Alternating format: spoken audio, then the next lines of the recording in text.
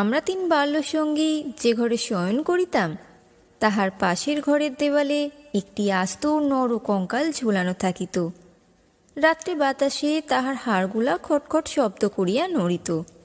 দিনের বেলায় আমাদিগকে সেই হাড় নাড়িতে হইত।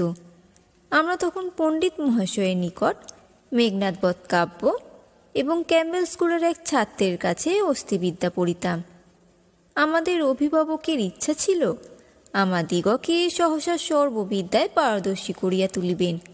তাহার অভিপ্রায় কতদূর সফল হইয়াছে, যাহারা আমাদিগকে জানেন তাহাদের নিকট প্রকাশ করা বাহুল্য, এবং যাহারা জানেন না তাহাদের নিকট গোপন করাই শ্রেয়। তাহার পর বহুকাল অতীত হইয়াছে। ইতিমধ্যে সেই ঘর হইতে কঙ্কাল এবং আমাদের মাথা হইতে অস্থিবিদ্যা কোথায় স্থানান্তরিত হইয়াছে অন্বেষণ করিয়া